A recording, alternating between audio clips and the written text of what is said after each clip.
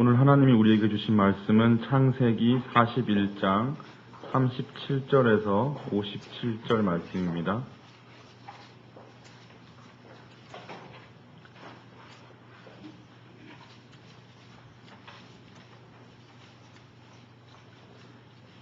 창세기 41장 37절에서 57절 말씀을 봉독하겠습니다. 바로와 그의 모든 신하가 이 일을 좋게 여긴지라. 바로가 그의 신하들에게 이르되 이와 같이 하나님의 영에 감동된 사람을 우리가 어찌 찾을 수 있으리요 하고 요셉에게 이르되 하나님이 이 모든 것을 내게 보이셨으니 너와 같이 명철하고 지혜 있는 자가 없도다. 너는 내 집을 다스리라. 내 백성이 다 내 명령에 복종하리니 내가 너보다 높은 것은 내 왕자뿐이니라. 바로가 또 요셉에게 이르되 내가 너를 애굽 온 땅의 총리가 되게 하노라 하고 자기의 인장 반지를 빼어 요셉의 손에 끼우고 그에게 세마포 옷을 입히고 금사슬을 목에 걸고 자기에게 있는 버금 수레에 그를 태우매 무리가 그의 앞에서 소리 지르기를 엎드리라 하더라. 바로가 그에게 애굽 전국을 총리로 다스리게 하였더라. 바로가 요셉에게 이르되 나는 바로라. 애굽 온 땅에서 내 허락 없이는 수족을 놀릴 자가 없으리라 하고 그가 요셉의 이름을 사브낫 바네아라 하고 또 온의 제사장 보디베라의 딸 아스낫을 그에게 주어 아내로 삼게 하니라. 요셉이 나가 애굽 온 땅을 순찰하니라. 요셉이 애굽 왕 바로 앞에 설 때에 30세라. 그가 바로 앞을 떠나 애굽 온 땅을 순찰하니 7해 풍년에 토지 소출이 심히 많은지라. 요셉이 애굽 땅에 있는 그 7년 곡물을 거두어 각성에 저장하되 각성을 주위의 밭의 곡물을 그 성읍 중에 쌓아두매 쌓아둔 곡식이 바다 모래같이 심이 많아 세기를 그쳤으니 그 수가 한이 없음이었더라. 흉년이 들기 전에 요셉에게 두 아들이 나되 곧 온의 제사장 보디베라의 딸 아스낫이 그에게서 낳은지라. 요셉이 그의 장남의 이름을 므낫세라 하였으니 하나님이 내게 내 모든 고난과 내 아버지의 온 집 일을 잊어버리게 하셨다 함이요 차남의 이름을 에브라임이라 하였으니 하나님이 나를 내가 수고한 땅에서 번성하게 하였다 함이었더라.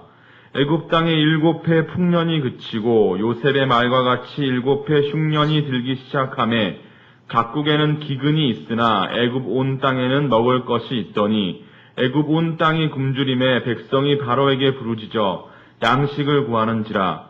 바로가 애굽 모든 백성에게 이르되 요셉에게 가서 그가 너희에게 이르는 대로 하라 하니라. 온 지면에 기근이 있음에 요셉이 모든 창고를 열고 애굽 백성에게 팔세 애굽 땅에 기근이 심하며 각국 백성도 양식을 사려고 애굽으로 들어와 요셉에게 이르렀으니 기근이 온 세상에 심함이었더라. 아멘. 이것은 하나님의 말씀입니다. 자, 여러분에게 꿈이 있습니까? 꿈이 있나요?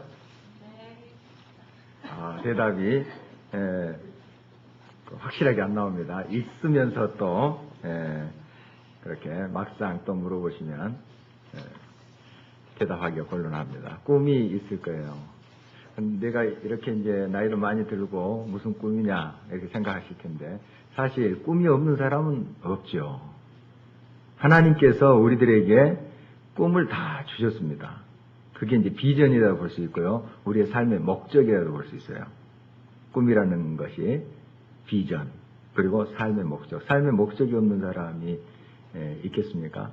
하나님께서 우리를 이 땅에 보내실 때는 분명히 목적이 있어서 보내신 것 아니겠어요? 그냥 괜히 보내신 건 아닙니다. 하나님이 다 계획이 있으시고 목적이 있으시고 그래서 우리를 이 땅에 보내신 거죠. 그래서 그 목적이 우리의 꿈이에요. 그 목적이 우리가 성취해야 될 비전이고요. 다 비전이 있습니다. 여러분에게 다 비전이 있어요. 문제는 뭐냐? 그 비전을 내가 바라보지 못한다는 거.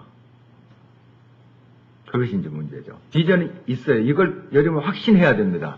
하나님이 우리를 위해서 이루실 일이 분명히 있습니다. 있어요. 하나님 앞에 설 때까지.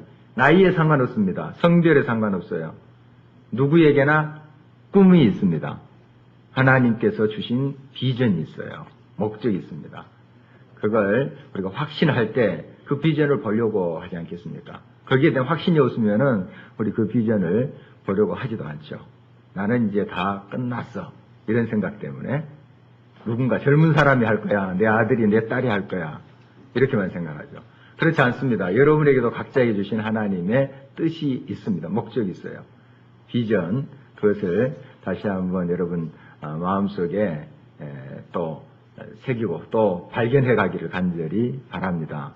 그 비전은 하나님께서 주신 것은 반드시 이루어져요. 하나님께서 그 비전을 주셨다면 반드시 이루어집니다. 그런데 문제는 왜 그것이 나의 현실 가운데 나타나지 않는가? 실현되지 않는가? 내가 포기해버립니다. 하나님께서 분명히 이루어 주시는데 내가 결론을 내려버려요. 아니다 이건 하면서 내가 결론을 내려버립니다. 그리고 하나님의 때에 그것은 반드시 이루어집니다. 하나님의 때가 있어요. 그런데 어떤 경우에 그 비전을 내가 포기하는가? 그 때를 내가 정하는 거예요. 하나님이 정하시는 그 때를 내가 정해놓고 설정해놓고 그 시기까지 안 이루어지면 안 이루어진다 이렇게 생각해버립니다. 결론을 그렇게 내려버려요. 그 하나님의 비전의 성취의 때는 하나님이 정하시는 거예요. 내가 정하는 것이 아닙니다. 내가 딱 설정해놓고 여기까지 비전이 이루어져야만 된다 이렇게 생각하니까 그래요. 하나님의 때가 있어요. 분명히 때가 있습니다. 요셉을 우리가 지난 시간에 살펴보면서 계속 오늘 또 살펴볼 텐데요.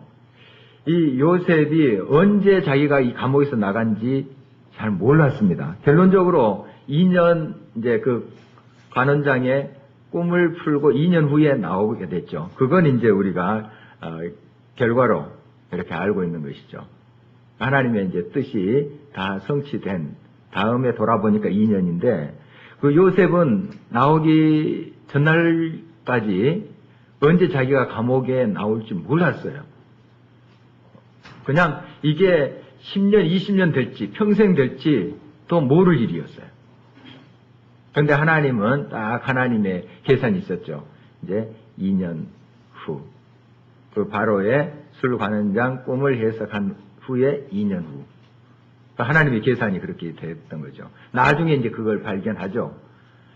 여러분, 하나님이 정한 때가 있습니다. 성취의 때가 분명히 있어요. 그러나 그게 이루어지기 전까지 어떤 징조는 여러분이 알 거예요. 그러나 그 때를 모릅니다. 주님이 오실 날도 그래요. 주님이 오실 날 징조가 있잖아요. 재림의 징조들이 있습니다. 아, 이렇게 이제 곧 오시겠다 하는 징조가 있는데 어느 날 어느 신지 우리 모릅니다. 하나님 아버지밖에 몰라요. 그러나 그날은 분명히 오는 것이죠. 그래서 우리가 여러 징조를 보고 그 주님이 오실 때가 됐다 이렇게 해서 준비를 하죠.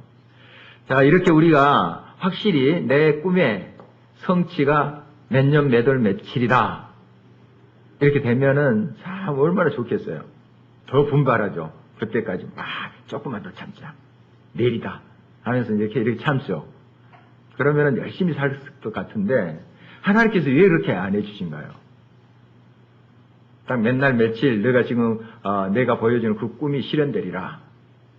너 애굽의 국무총리가 이제 이 꿈을 이제 그 관원장의 꿈을 이룬 다음에 2년 후 그때 너는 바로의 꿈을 해석하게 될 것이고 그리고 너는 국무총리가 되리라. 이렇게 해주면은 그 2년 잘 견디겠죠. 2년만 이제 막 그 달력에 그때 달력이 있었는지 모르겠지만 체크하면서 다 이제 이렇게 견딜 수 있었겠죠. 그러나 하나님께서 그렇게 안 하세요. 그 일의 성취의 날을 정확히 안 알려주십니다. 그 이유는 끝까지 하나님께 깨어있기를 원하시는 거예요. 깨어있기를. 더 하나님 앞에 간절히 바라면서 그 그릇을 준비하기를 원하세요. 그래서 그 그릇이 준비될 때 하나님께서 딱 안겨주세요. 우리 사람은 굉장히 강하고 또한 믿음이 굉장할 것 같은데 그렇지 않습니다. 연약해요. 바울도 자기 자신을 스스로 인정하잖아요. 자기가 정말 죄인 중에 괴수다. 이런 표현도 하고 연약한 그릇임을 언제나 시인합니다. 그게 바울이 자기 자신을 알고 있기 때문에요. 그리스도 안에 있을 때 내가 그 그리스도로 인해서 빛나는 삶이지만 그리스도가 없다면 우리는 아무것도 아니죠. 그걸 바울은 알고 있었어요. 그러니까 항상 자기의 연약함을 고백하죠. 그리고 더 하나님 앞에 가까이 가고 하나님 앞에 더 기도합니다. 이 믿음의 사람들 보면 더 우리보다 많이 기도해요. 왜냐하면 더 연약한 것을 알고 있기 때문에. 왜 우리가 기도 안 하는가? 우리가 뭔가 할 수 있다고 생각하기 때문에 기도 안 합니다. 간절함이 있으면은 그 지푸라기도 붙잡아요. 그런데 뭔가 할 수 있다고 아직까지 내가 생각하고 있어요. 은연 중에, 무의식 중에. 그렇게 기도 안 하는 거예요. 정말 안타까운 다급한 사람 지푸라기도 붙잡으래요. 그 실상을 아는 사람, 나의 연약함을 아는 사람은 하나님 붙잡지 않으면 못 견뎌요. 하나님 붙잡습니다. 찾아요. 갈급해요. 그래서 하나님 막 찾죠. 하나님을 우리가 더 든든히 붙잡게 하기 위해서 하나님께서는 그 약속의 성취의 때를 살짝 가려두십니다. 징조는 주세요. 징조는 보여주시는데 그 정확한 날짜를 가리세요. 더 간절하게. 그 징조까지 안 주면 우리가 너무 힘들어요. 소망이 없어요. 그러나 징조를 주시는 것은 또 우리를 배려하시는 하나님의 사랑이에요. 곧 온다. 때가 온다 하는 징조를 보여주세요. 그러면서 소망을 갖게 하시고 더 하나님 붙잡게 하시는 거죠. 이렇게 우리들에게 하나님께서 다가오신다 하는 걸 볼 수가 있습니다. 이제 요셉이 바로의 꿈을 해석하죠. 지난 시간에 살펴봤습니다. 바로의 꿈을 정확히 해석을 했어요. 그랬더니 바로 깜짝 놀랍니다. 왜냐하면 그 생생한 꿈을 해석하는데 딱딱 들어맞아요. 딱 보니까 설득력이 있고, 그리고 이건 다른 술사들과 그 애굽의 그러한 박사들이 그동안 꿈을 해석하고 하는 것과 차원이 다르다는 것을 느껴요. 그러면서 어떻게 이제 바로가 그 요셉에게 이야기하냐 하면은 38절 이렇게 이야기를 하고 있습니다. 같이 한번 읽겠습니다. 바로가 그의 신하들에게 이르되 이와 같이 하나님의 영에 감동된 사람을 우리가 어찌 찾을 수 있으리요 하고, 요셉이 꿈을 딱 해석하니까요, 이 바로가 느껴져요. 이건 하나님이라는, 이 요셉이 지금 믿고 있는 그 신, 하나님이 그것을 알려주신 것으로 그가 느꼈어요. 굉장히 신적인 신비로운 그러한 역사임을 이 바로가 느낀 거예요. 그래서 하나님의 영에 감동된 사람으로 요셉을 한 거예요. 요셉이 얼마나 확신 있게 왕 앞에 그 꿈을 해석했는지 우리가 상상해 볼 수 있죠. 그냥 이럴 것 같은데 대충 이런 꿈은 이런 식으로 해석이 돼요 하면서 했다면 아마 그런 설득력이 없었을 거예요. 그러나 하나님이 이렇게 말씀하십니다 하면서 정확하게 선포한 거죠. 하나님이 이렇게 내게 알려주신 것입니다. 그리고 그전에도 바로가 듣자 하니 너가 꿈을 잘 푼다 하더라 이렇게 이야기하니까 이 요셉이 어떻게 대답합니까? 하나님이 알려주십니다. 주어를 딱 바꿔서 이야기합니다. 슬쩍 제가 한번 좀 풀어드리지요. 이렇게 하지 않고 하나님이 바로에게 그 편안한 그 답을 해 주실 것입니다. 정확한 답을 알려주실 것입니다. 하나님이 하신다고 그렇게 이야기하지 않습니까? 지금 이 바로가 느끼기에도 하나님의 영이 그 가운데 역사하신다는 것을 다 느꼈습니다. 그리고 그곳에 있는 바로의 신하들도 역시 같은 마음이었어요. 그 꿈을 들으면서 진짜 다 고개를 끄덕였을 겁니다. 정말 이것은 어떤 신적인 존재가 역사하시는 것이다 하는 것을 그들이 알았어요. 그러니까 요셉은 이 모든 경우에 있어서 하나님께서 역사하시는 것을 드러냅니다. 하나님이 하셨습니다. 하나님이 이루셨습니다. 이렇게 고백하고 또 그것을 사람들이 인정하게끔 해요. 우리의 태도에서 이것이 항상 분명해져야 됩니다. 우리가 여러 주의 사역을 하잖아요. 또 하나님의 영광을 드러내는 일을 합니다. 또 삶의 어떤 성취를 해요. 이때마다 야, 저 사람에게 하나님께서 이루셨구나. 저 일을 이루셨구나. 이렇게 인정하도록 우리가 해야 됩니다. 그것이 우리가 바로 그 일 속에 하나님의 영광을 드러내는 것이 되죠. 요셉은 그렇게 하고 있어요. 하나님의 영이 너와 함께하는 것을 내가 알겠도다. 그렇게 이야기하잖아요. 하나님의 영광을 그렇게 우리가 순간순간 드러낼 수가 있어야 됩니다. 39절 계속해서 보도록 하겠습니다. 요셉에게 이르되 하나님이 이 모든 것을 내게 보이셨으니 너와 같이 명철하고 지혜 있는 자가 없도다. 역시 하나님이 내게 이걸 보이셨구나 하는 것을 그가 인정을 하죠. 그리고 하나님이 함께 하시니 그 신이 함께 하시니 너가 지혜와 명철이 있고 이 애굽 땅에 너와 같은 자가 없다. 이런 고백을 하고 있습니다. 그래서 이제 그에게 온 이집트를 그 애굽을 맡깁니다.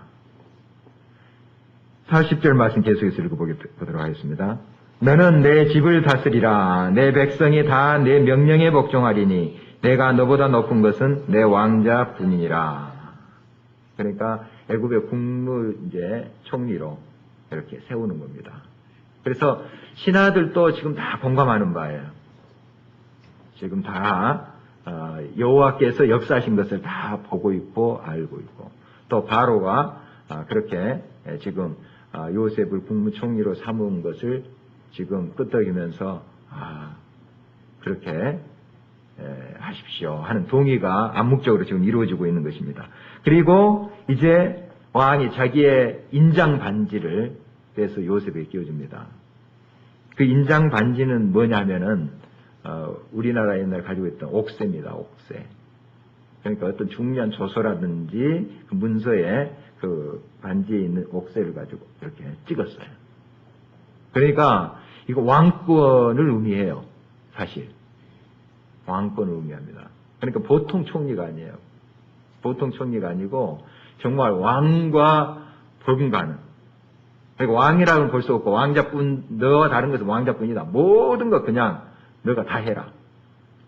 이렇게 신임이 해버린 거예요. 이게 그저 된 것이겠습니까? 어디 인간적으로 뛰어난다고 그렇게 된 것이 아니라 지금 여호와 하나님께서 그 신께서 너와 함께한다 하는 것을 바로가 지금 확실히 보았기 때문에 그렇게 전적인 신임을 하고 그에게 맡기는 것을 보게 됩니다. 그리고 버금수레에 그를 태웠다. 버금수레라는 것은 왕의 2호차입니다. 2호차. 그렇지만은 그 왕이 타고 다니는 거죠.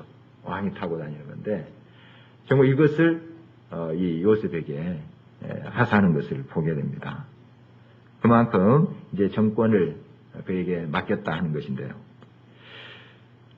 정말 이 요셉이 상상한 일이겠습니까, 이게?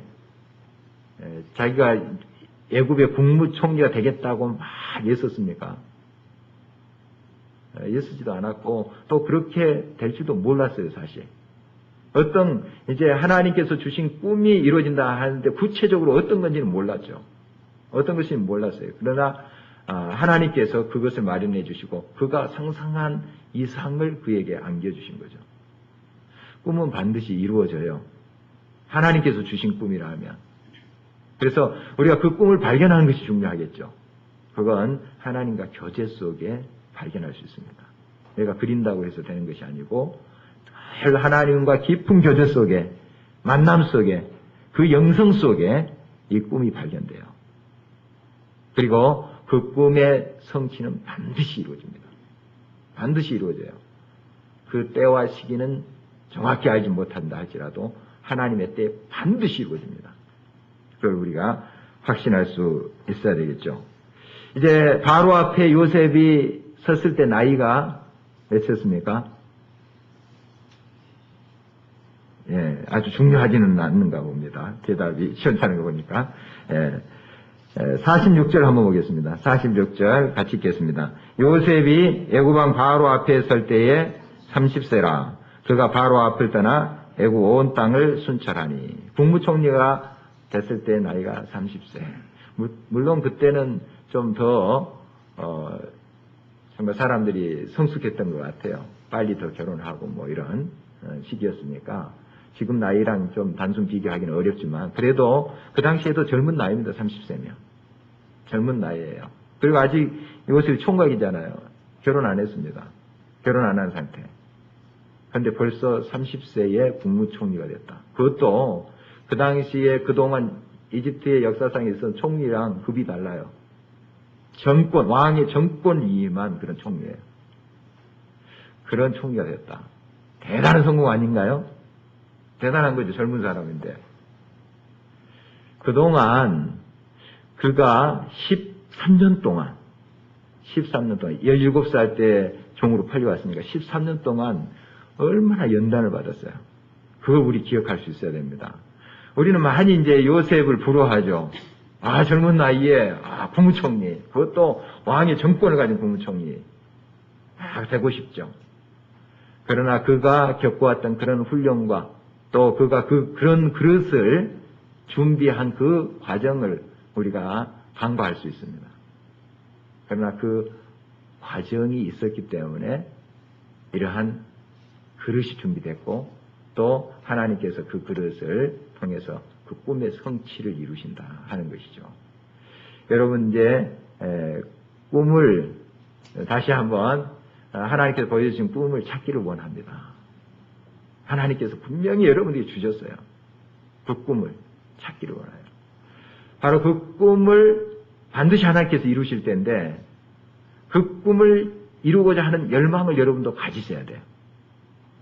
자, 그런데 그 열망을 가진 것으로 그쳐서는 안 되고 그 꿈을 이루고 그 꿈의 성취에 그것을 담을 수 있는 그릇을 준비하는 연단의 과정이 있다는 걸 여러분들이 기억해야 돼요. 그리고 그 연단의 과정 속에 여러분들이 여러분 자신을 넣어야 됩니다. 훈련받지 않으면 안 되는 거예요. 그게 이제 두려워서 우리가 꿈꾸기를 싫어하죠. 그냥 뭐 이런 대로 살다가 가는 거죠. 뭐 이렇게 말하는 사람도 있습니다. 그러나 하나님께서는 여러분 각자에게 또 하나님의 꿈을 주셨고 그걸 성취하기를 간절히 원하세요. 여러분이 그 하나님의 부르심에 온전히 응답하면서 나아갈 때 하나님께서는 여러분들을 또 훈련시키세요. 그 달게 또 여러분들이 그 훈련 속에 들어가시길 바라요. 하나님께서 여러분들을 아름다운 그릇을 준비하실 것입니다. 그리고 그 과정 속에 하나님의 꿈을 이루기 위한 그 모든 것을 공급해 주세요. 그렇게 하십니다. 우리가 지금 청소년 사역자 훈련을 하고 있는데요. 이번 학기는 이제 리더십에 대해서 하고 있습니다. 그동안 한 2시간은 좀 이론적인 거 이렇게 좀 이야기했고요.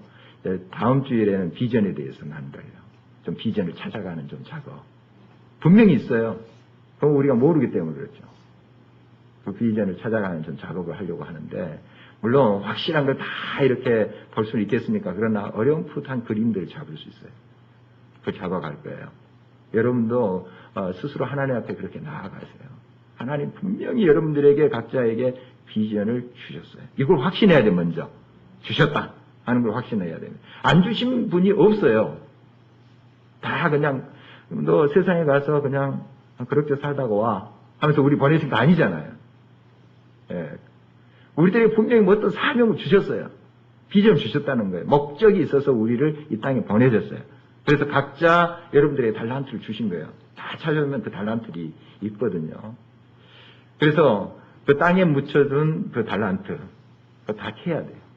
녹슨 것들, 다 캐야 됩니다. 하나님께 주셨는데 그 달란트 비유 있잖아요. 게으른 종 땅에다 다 묻어놓고 나중에 결산할 때 그거 하나 가지고 와가지고 한 그 비유 알잖아요. 그런 식으로 우리가 많이 살아요. 많이 삽니다. 하나님께서 그 달란트들 다 주셨어요. 그런데 땅에 그렇게 묻어놔요. 묻어놓는 거. 저 장롱 속에 묻어놓고 하는 게 얼마나 많이 몰라요. 그거 다 끄집어내야 됩니다. 끄집어내서 그걸 가지고 하나님께서 기뻐하시는 일의 성취를 위해서 우리가 우리 자신을 던질 수 있어야 돼요. 정말 하나님께서 여러분을 사용하십니다. 여러분 벌써부터 이제 나는 다 됐어. 내 아들, 내 딸 그들이 비전을 이루기를 나는 돕는 것으로. 물론 도와야 되죠. 도와야 되지만 여러분 각자에게도 하나님 앞에 설 때까지 그 비전이 있다고요.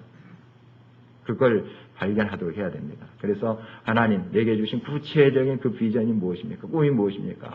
여러분 기도하세요. 기도하고 하나님 앞에 적극적으로 나가서 그것을 찾으며 하나님 보여주십니다. 그리고 그 비전 성취를 위해서 여러분 자신을 한번 던질 그런 각오를 하셔야 돼요. 연단의 과정이 있습니다. 훈련의 과정이 있어요. 그러나 뒤돌아보면 이 요셉에게 14년은 잃어버린 시기가 아니에요. 버려진 그러한 세월이 아니라고요. 물론 그 과정이 너무 혹독하기도 했죠. 죽음의 고비까지 있었고 힘들었지만 하나님께서는 이 꿈을 이루기 위해서 그런 그릇을 준비하는 과정을 주셨어요. 돌아보면 다 그게 은혜예요. 그런 것이 없었다면 어떻게 자기 70명이나 되는 가족들 다 살릴 수 있습니까? 아마 요셉이 그런 준비가 안 됐다면 그들이 기근시에 다 죽었을지도 모릅니다. 애굽 사람뿐만 아니라 오늘 성경 자세히 보면은 그 인근에 있는 나라 사람들 와서 곡식을 사갔다 그랬어요.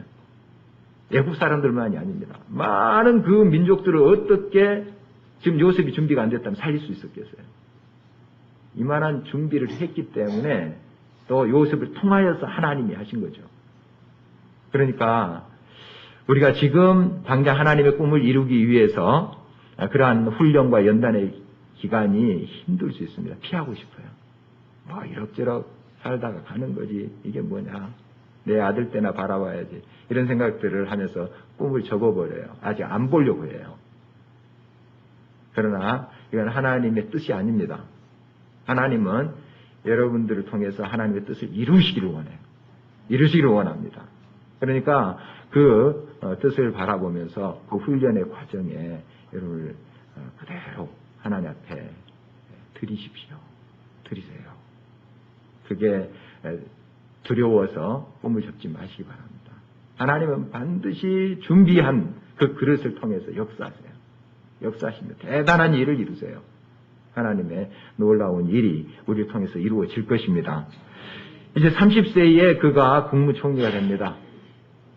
정말 성공한 사람이죠. 젊은 사람이 온 이집트를 다스리는 그런 사람이 됐으니 이게 그저 된 게 아니죠. 정말 하나님께서 준비하신 대로 그 훈련의 과정을 밟았기 때문에 된 거예요. 그래서 이제 모든 것을 다스리고 그가 꿈에서 하나님께 보여주신 대로 그 7년 풍년 때에 잘 이것을 관리를 합니다. 그래서 창고에다가 잘 저장하죠. 저장도 잘 해야 되겠죠. 썩지 않게 잘 그것을 연구해서 잘 했을 것입니다. 그리고 그 다음에 오는 흉년을 대비하죠. 잘 했습니다. 그리고 또 결혼하게 됩니다. 결혼을 하게 되는데 이제 자녀들의 이름을 짓게 돼요. 우리가 많이 좀 묵상했던 그런 내용인데요. 그 두 자녀의 이름이 무엇이죠? 므낫세와 에브라임이다 하는 것을 우리가 알고 있죠. 51절, 52절 보니까 두 아들 이름이 나옵니다. 그 므낫세 이름의 뜻이 뭐죠? 응? 그 밑에 나눠주 보면 잊어버림 이런 뜻이고요. 에브라임은 창성함 이런 뜻이에요. 이렇게 아들들의 이름을 진 것은 그의 신앙 고백이에요. 신앙 고백입니다. 그냥 이름 붙이지 않아요. 이 이스라엘 사람들도 우리나라 사람처럼 정서가 많이 비슷합니다. 이 자녀들의 이름을 굉장히 깊이 또 하나님과 묵상하면서 지어요. 이게 이제 이 요셉의 신앙 고백입니다. 자녀들의 이름이. 자, 므낫세, 잊어버렸다는 뜻인데 뭘 잊어버렸다는 거예요? 돈을 잊어버렸어요. 뭘 잊어버렸어요? 그렇죠. 자기 형들이 얼마나 자기를 정말 죽이려고 했습니까? 또 팔아버리고 원한이 있겠죠. 그러나 그걸 잊어버렸다는 거예요. 이 기억 속에 잊어버렸다는 그런 뜻이 아니고요. 그걸 하나님께 맡겨버렸다는 거예요. 더 나아가서 용서했다는 거예요. 용서할 때 우리가 잊어버려요. 용서할 때. 잊어야지 하면서 잊을 수 있습니까? 더 잊어야지, 그것을 잊어야지 하면서 그것을 더 기억해요. 사람 그렇게 돼 있어요. 더 집착할수록 못 잊는 거예요. 어떻게 잊어버립니까? 놔버릴 때, 용서할 때, 하나님께 맡겨버릴 때 잊어버리는 거예요. 바로 그런 의미입니다. 잊어버리면. 형들 용서했다는 거예요. 보디발의 아내, 우리가 쭉 살펴봤는데 얼마나 억울합니까? 지금 이제 보디발보다 더 높은 사람 됐잖아요. 요셉이 국무총리가 됐는데, 불러가지고 한 칼에 칠 수도 있죠. 이 보디발의 아내.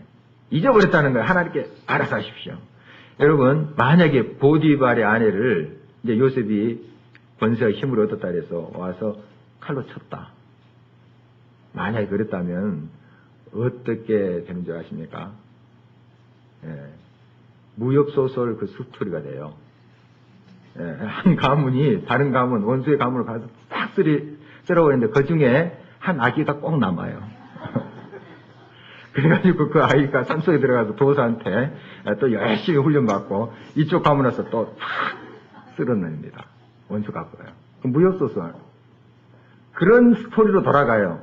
보디발의 집에 그 자식들이 없겠어요? 있었을 거예요.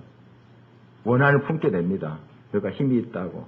그래서 자기 엄마가 잘못한 건 뭐 그거 크게 기억합니까? 칼로 자기도 눈앞에서 자기 부모를 쳐 죽이는 그 사람 생각하죠. 칼을 갑니다.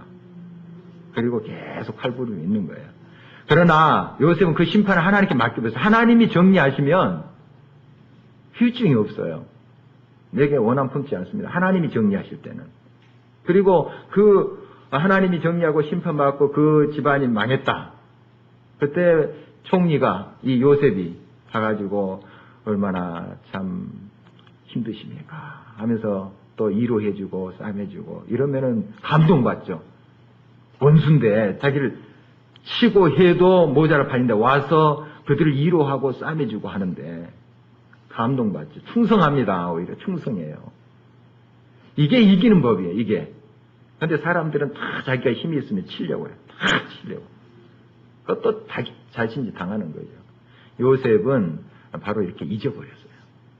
잊어버렸다. 하나님께 맡겨버렸다. 그래서 성경은 쭉 그 스토리가 그렇습니다. 원수 갚는 것을 내게 맡겨라. 이렇게 말합니다. 너는 그를 위해서 기도해라. 축복해라. 이렇게 이야기합니다. 저 후배랑 가끔씩 이제 상담을 하게 되는데요. 지금 그 교회가 참 어렵습니다. 어려워요.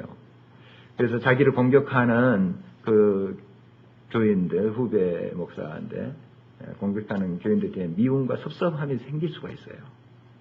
인간이기 때문에. 그래서 어떻게든 나도 탁 해서 치려고 하는 생각을 갖죠. 그러나 내가 그렇게 상담할 때마다 그런 이야기를 꼭 합니다. 오히려 그들을 축복해라. 기도해라. 이게 승리하는 방법이다. 다 또 느끼고 깨닫고 와서 정말 목사님 우리가 잘못했군요. 이렇게 이야기할 때가 올 테니까 축복해라. 기도해라. 이런 말을 해요. 여러분 이것이 이기는 법이에요. 축복하고 하나님께 맡겨버리고 심판은 하나님께 맡겨버리고 이게 잊어버리는 그런 방법이에요. 요셉은 이렇게 지혜로운 사람이었습니다. 그러니까 큰 그릇이죠. 보통 그릇이 아닙니다. 요셉이. 큰 그릇이다. 그 당시에 대제국 이집트뿐만 아니라 주변의 많은 민족들, 자기 가족들도 다 살리고 하는 그 큰 그릇이 괜히 된 게 아니에요. 이 정도로 통이 크기 때문에요. 하나님께 맡겨버린 사람처럼 통 큰 사람 없어요. 통이 우리가 좁으니까 서운함과 억울함과 이것 때문에 밤잠 물으면서 부르르 떠는 거죠. 통이 큰 사람은 하나님께 맡겨버려요. 그리고 비전을 향해서 나가는 거예요. 큰 거. 이거 하나님께 맡겨버리고. 이것이 우리 하나님의 자녀들의 태도가 되어야 됩니다. 하나님께서 처리하실 그 일을 붙잡고 애써 봐야 그건 오히려 부작용만 생깁니다. 나도 다쳐요. 파괴적이에요. 하나님께서 그것은 이루실 일이고 나는 비전을 향해서 끊임없이 나아가고 그 훈련의 과정 속에 내 자신 들어가는 거예요. 그것만 하시면 돼요. 그랬더니 하나님께서 어떻게 해주십니까? 창성케 해주십니다. 창성케. 그래서 에브라임 하나님께서 그렇게 해주세요. 그래서 내가 할 일은 므낫세예요. 잊어버린 거 하나님께 맡겨버리고 하나님께서 보여주신 비전을 향해서 나가는 거. 하나님이 하실 일은 에브라임. 풍성케 해주시는 거예요. 하나님께서 채워주세요. 그런 삶에 하나님께서 복을 안 부어주시겠어요? 하나님도 이쁘죠. 정말 이것을 다 내가 할 일을 너가 넘겨보지 않고 다 나한테 맡기니 얼마나 이쁘겠어요. 그러니까 하나님께서 마음껏 그에게 창성케 하는 복을 주시는 그러한 은혜로 함께 하시잖아요. 이게 방법입니다. 성경에서 계속 말하는 그 패턴이에요. 여러분 이 삶을 확신을 갖고 붙잡아야 됩니다. 붙잡아야 돼요. 혹시 여러분 가운데 아직까지 마음으로 붙잡고 있는 사람 있습니까? 한번 언제 본때를 보여줘야지. 이런 사람 있어요 혹시? 하나님께 놓아버리십시오. 맡기세요. 언젠가 내가 한 번 더 혼내준다. 이런 사람 있습니까 혹시? 나를 그렇게 서운하게 나를 그렇게 무시해? 나 한 번 더 내가 힘 얻었을 때 한번 크게 혼내준다. 이런 사람 있습니까? 그런 마음을 품으면 여러분 속이 썩어요. 여러분 자신이 먼저 다칩니다. 그건 하나님이 하실 일이에요. 하나님이 하실 일 넘겨보지 마세요. 그 교만입니다. 교만이에요. 하나님께 맡겨버려요. 그런 거. 다 하나님께 맡깁니다. 하나님 알아서 하시면 므낫세 하세요. 므낫세 하시면 하나님이 그의 인생을 창성케 하십니다. 에브라임 하게 하세요. 그게 방법이에요. 방법. 바울도 얼마나 억울한 일 당합니까? 문매를 맞고 깊은 감옥에 들어가고 뭐 바울이 사람 죽였습니까? 사기쳤습니까? 하나님 말씀, 생명의 말씀 그걸 알아야지 영원한 생명을 얻을 수 있는 그 길을 이야기했을 뿐이에요. 좋은 거 줬는데 사람들이 그걸 박해를 하는 거예요. 그러나 얼마나 그가 감옥 안에서도 하나님께 다 맡기고 찬양합니까? 바울과 실라가 그 감옥 속에서 찬양하잖아요. 억울해서 이를 빡빡 빨면서 그냥 언제 두고 보자 이렇지 않잖아요. 하나님 찬양 그거 맡기고 그러니까 바울을 통해서 얼마나 하나님의 기름 부으심의 역사, 풍성케 하는 역사, 생명의 역사가 일어납니까? 바로 이것이 방법이죠. 여러분 므낫세 하십시오. 그러면 하나님께서 에브라임 하실 것입니다. 이제 이 요셉 한 사람 때문에 정말 한 사람 때문에 자기 70여 명이나 되는 가족들, 형들 가족들 있죠. 조카들, 뭐 조카 손자들 다 구원받습니다. 다 생명을 부지할 수 있었고 애굽에 있는 사람들뿐만 아니라 그 지역 저 일대에 있는 사람들이 다 그 기근 시에 생명을 유지할 수가 있었어요. 한 사람, 요셉. 한 사람들. 물론 하나님이 하신 일이지만 요셉이라는 그릇을 통해서 역사하시는 거예요.